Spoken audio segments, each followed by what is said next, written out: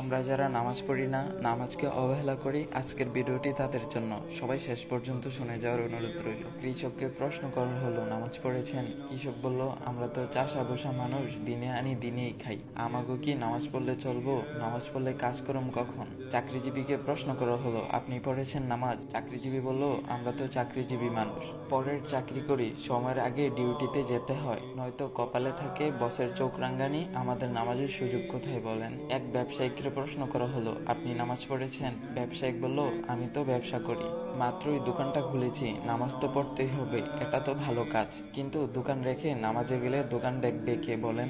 একটা ছোট ভাইকে প্রশ্ন করা হলো, তুমি কি করছো? সে বলল, আমি একজন ছাত্র, কলেজে পড়ি। তাকে প্রশ্ন করা হলো, নামাজটা পড়েছো তো? ছাত্র ভাই বলল, কি যে বলেন, পড়াশোনার যেই চাপ, নামাজ পড়ার সময় কই, তাছাড়া কাপড়টাও পাক পবিত্র নাই, কেমনে কি করি বলেন? এইভাবেই কিছু মানুষ নানা রকমের অজুহাত দেয়। মহান রবের সবচেয়ে বড় একটি হুকুম মান্য করা থেকে তারা নিজেকে বাঁচিয়ে রাখতে চায়। হঠাৎ একদিন খবর পাওয়া যায়, চাষি রহমত আলী আর নেই। অফিসে যাচ্ছিলেন চাকরিজীবী ভাই আনোয়ার সাহেব, সময় মতো পৌঁছাতে চেয়েছিলেন, সময় তাকে সহায়তা করেনি। হঠাৎ একটি কঠিন অ্যাক্সিডেন্টে পঙ্গু হয়ে হাসপাতালে বেড়ে গেল নতুন একজন পেশেন্টের। পঙ্গু অবস্থায় কাটে আনোয়ার সাহেবের বাকি জীবন। ব্যবসায়ী মহাজন সাহেব দোকান দোকান করেই যার কাটত সারা বেলা। ব্যবসার হিসাব কিতাব মিলাতে গিয়ে হঠাৎ করে একদিন দুপুরবেলা বুকের বাঁ পাশে উঠে গেল প্রচন্ড ব্যথা।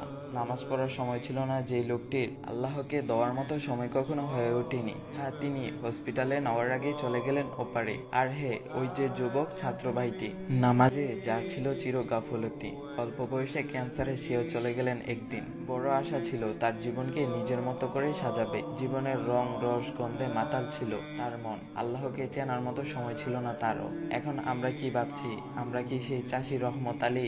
আমরা কি সেই চাকরিজীবী আনোয়ার সাহেব? আমরা কি সেই ব্যবসায়ী মহাজন? নাকি আমরা সেই ছাত্র ভাইটি? এতই তাড়াতাড়ি কি মারা যাব আমি? এখনো তো অনেক দেরি আছে। অথচ মৃত্যু প্রতিদিন আমাদের সামনে থেকে কাউকে না কাউকে নিয়ে যাচ্ছে। হ্যাঁ, যেতে হবে আমাকেও একদিন। রাসূল সাল্লাল্লাহু আলাইহি ওয়াসাল্লাম বলেছেন, বুদ্ধিমান তো হচ্ছে সেই ব্যক্তি যে তার ভুল ত্রুটি নিয়ে চিন্তা করে এবং মৃত্যুর পরবর্তী জীবনের জন্য নেক আমল করে। অর্থাৎ বুদ্ধিমান হচ্ছে সেই ব্যক্তি যে কিনা নিজের দোষ ত্রুটি নিয়ে চিন্তা করে, গুনাহের জন্য অনুতপ্ত হয়, তওবা করে এবং মৃত্যুর পরবর্তী জীবন আখিরাতের জন্য নেক আমল করে রাখে। হে প্রিয় ভাই ও বোন আমার, এখনো সময় আছে, খুব বেশি দেরি হয়ে যায়নি। এখনই ফিরে আসুন রবের দিকে, গুরুত্ব সহকারে নামাজ আদায় করুন এবং আল্লাহর হুকুমগুলো যথাযথভাবে পালন করুন। দেখবেন জীবনটা অনেক বেশি সুন্দর হয়ে গিয়েছে। আল্লাহর পক্ষ থেকে সাহায্য আসতেছে, আর জান্নাতের নাজ নিয়ামত সেটা তো আপনার জন্যই অপেক্ষা করতেছে। আল্লাহ তাআলা আমাদের সবাইকে 5 ওয়াক্ত নামাজ পড়ার তৌফিক দান